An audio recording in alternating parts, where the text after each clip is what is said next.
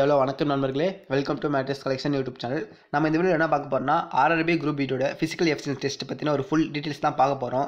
So notification என்னெல்லாம் கொடுத்துருக்காங்க, so என்னென்னலாம் ப்ராசஸ் இருக்க போகுது அப்படின்னு தான் பார்க்க போகிறோம். ஸோ வாங்க வீடியோக்குள்ளே போயிடுவோம்.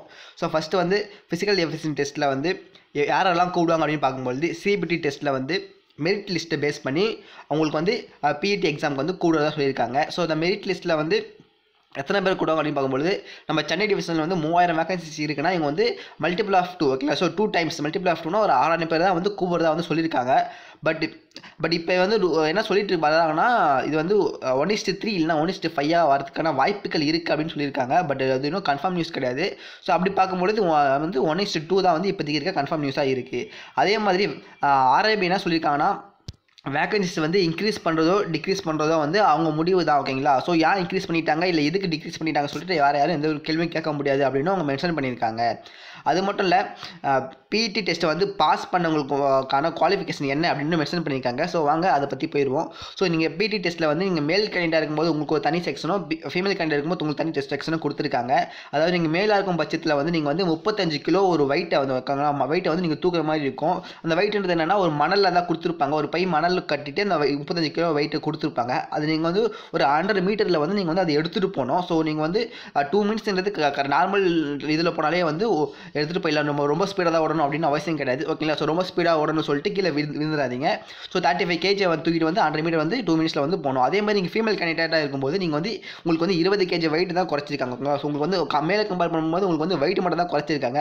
மற்றபடி பார்த்தா அதே டிஸ்டன்ஸ் அதே டைமுக்குள்ளே நீங்களும் வந்து அதை முடிச்சிடணும் அப்படின்னு சொல்லியிருக்காங்க. அது இந்த டைமில் என்ன சொல்லியிருக்காங்கன்னா, இந்த பாருங்க, வித்தவுட் புட்டிங் வெயிட் டவுன் ஓகேங்களா. வெயிட் ஒரு கூட கீழே போடக்கூடாது ஓகேங்களா. அப்படியே நீங்கள் எடுத்துகிட்டு போனீங்கன்னா அப்படியே திருப்பி கீழே வச்சுணும். ஸோ கீழே வெஸ்ட் எடுத்துகிட்டு போகக்கூடாது அப்படின்னு மென்ஷன் பண்ணியிருக்காங்க. அதே மாதிரி உமனுக்கும் வந்து அதே மாதிரி தான் கொடுத்துருக்காங்க. ஒரே ஒரு சான்ஸ் தான், நீங்கள் அந்த ஒரு சான்ஸுக்குள்ளே நீங்கள் திருப்பி அங்கே வச்சிடணும் அப்படின்னு மென்ஷன் பண்ணியிருக்காங்க. ஸோ நெக்ஸ்ட் என்ன அப்படின்னு பார்க்கும்பொழுது ஒரு 1000 மீட்டர் டிஸ்டன்ஸ் வந்து நீங்கள் வந்து ரன் பண்ணணும் ஓகேங்களா. ஸோ அது வந்து நீங்கள் மென்னாக இருக்கும் பட்சத்தில் வந்து 4 நிமிஷம் 15 செகண்ட்குள்ளே நீங்கள் ஓடிடணும் அப்படின்னு சொல்லியிருக்காங்க. அதே மாதிரி நீங்கள் ஃபீமேலாக இருக்கும்போது உங்களுக்கு வந்து டைம் மட்டும் ஒரு 1.5 மினிட்ஸ் வந்து எக்ஸ்ட்ரா கொடுத்துருக்காங்க. அதே 1000 மீட்டரில் வந்து 5 மினிட்ஸ் 40 செகண்ட்குள்ளே நீங்கள் ரன் பண்ணிடணும் அப்படின்னு சொல்லியிருக்காங்க. மோஸ்ட் ஆஃப் தட்ஸ் வந்து இந்த ஸ்டேஜை வந்து கிளியர் பண்ணிடுவாங்கன்னா இது வந்து அவ்வளோ பெரிய டஃப்பான ஸ்டேஜ்லாம் கிடையாது. ஸோ நார்மலாக இருக்கவங்க எல்லாருமே வந்து இந்த ஸ்டேஜை வந்து கிளியர் பண்ணுறதுக்கான நிறைய வாய்ப்புகள் இருக்குது. ஸோ இதை கடந்து பார்க்கும்பொழுது நெக்ஸ்ட் என்ன ப்ராசஸ் இருக்குன்னா, டாக்குமெண்ட் வெரிஃபிகேஷன் இருக்கும் சொல்லியிருக்காங்க. அப்புறம் employing of candidate. So document verification முன்னாடி என்னெல்லாம் பண்ணுறாங்க அப்படின்னு பார்க்கும்போது சிபிடி டெஸ்ட்டில் வந்து கிளியர் பண்ணவங்க தான் பிஇடி கூப்பிடு அப்படின்னு சொல்லியிருக்காங்க. ஸோ பிஇடி டெஸ்ட்டில் வந்து கிளியர் பண்ணவங்க தான் வந்து டாக்குமெண்ட் வெரிஃபிகேஷனுக்கு வர போகிறாங்க. ஸோ இந்த டாக்குமெண்டேஷன் வரத்துக்கு முன்னாடி இப்போ 2 or 3 கேண்டிடேட் வந்து ஒரே மார்க்கில் இருப்பாங்க இல்லையா. ஸோ ஒரே மார்க்கில் இருக்கும்போது அதில் வந்து ஏஜ் வச்சு சினாரிட்டி வச்சு கொடுப்பாங்கன்னு சொல்லியிருக்காங்க. அதாவது யாருக்கு வந்து அதிகமான வயசு இருக்கோ அவங்களுக்கு தான் வந்து முன்னுரிமை தரப்படுறதாகவும் மென்ஷன் பண்ணியிருக்காங்க. ஸோ அதை கடந்து கீழே வரும்போது மெடிக்கல் ஃபிட்னஸ் டெஸ்ட் இருக்குங்களா. ஸோ மெடிக்கல் ஃபிட்னஸ் டெஸ்ட்டில் வந்து ஆர்பிஐ வந்து அட்மினிஸ்ட்ரேஷனே வந்து அங்கே கனெக்ட் பண்ணுறாங்க. ஸோ நம்ம அங்கே போயிட்டு வந்து அவங்களோட ஃபிட்னஸ் டெஸ்ட்டு வந்து மார்க் போட போகிறாங்க. ஸோ அவங்க ஃபிட்னஸ் டெஸ்ட் முடிச்சிட்ட பேருக்கு அதில் மார்க் முடியாது, அது கிளியர் மாதிரி தான் வரும். ஸோ அதை நம்ம கிளியர் பண்ணிட்ட பேருக்கு ஸோ அதுலேருந்து நெக்ஸ்ட்டு வந்து அவங்கள வந்து டாக்குமெண்ட் வெரிஃபிகேஷன் போக போகிறாங்க. ஸோ உங்களோட எஜுகேஷன் குவாலிஃபிகேஷன் கம்யூனிட்டி சர்டிஃபிகேட் அப்படின்னு 2 டெஸ்ட்டை வந்து முடிச்சிட போகிறாங்க. அது மட்டும் இல்லை, மூணாவது என்ன கொடுத்துருக்காங்கன்னா, verification of antecedent and character of candidate ஓகேங்களா. ஸோ கேரக்டர் ஆஃப் கேண்டிடேட் வந்து கேட்குறா. ஸோ நீங்கள் எந்த நிலையில் இருக்கீங்க அப்படின்றதையும் பார்ப்பாங்க. சோசியலாக வந்து எந்த நிலையில் இருக்கீங்க, அது மட்டும் இல்லை உங்களோட கேரக்டர் என்ன, உங்களுக்கு இந்த ஜாப் வந்து எப்படி இருக்கிற மாதிரி ஒரு ஸ்மால் இன்டர்வியூ மாதிரி இருக்கும் ஓகேங்களா. ஸோ பட் இது இன்டர்வியூ கிடையாது. அந்த மாதிரி உங்களோட அனலைசிஸ் பண்ணி நீங்கள் இந்த ஜாபுக்கு தகுதியானவனா சொல்லிட்டு பார்ப்பாங்க.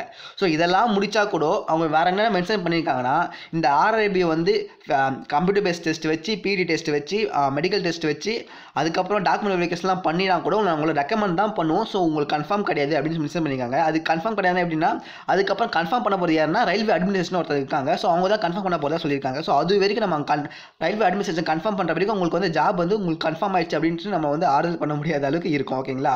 ஸோ ஃபைனல் முடிவு யாருக்கு இருக்குன்னா ரயில்வே அட்மினிஸ்ட்ரேஷன் அவங்க வந்து கன்ஃபார்ம் பண்ணிட்டாங்கன்னா அதுக்கப்புறம் வந்து மறு பேச்சே கிடையாது, அந்த மாதிரி தான் ஒரு அர்த்தமாக இருக்கும். ஸோ இதுதான் வந்து ஆர்ஆர்பி குரூப் வீடியோட ஒரு ஃபுல் டீடைல்ஸ்லாம் இருக்குது. ஸோ இந்த வீடியோ உங்களுக்கு யூஸ்ஃபுல்லாக இருந்துச்சுன்னா லைக் பண்ணுங்கள், ஷேர் பண்ணுங்கள், சப்ஸ்கிரைப் பண்ணுங்கள். ஸோ மேலும் உங்கள் ஃப்ரெண்ட்ஸுக்கும் ஷேர் பண்ணுங்கள். தேங்க்யூ ஃபார் வாட்சிங்.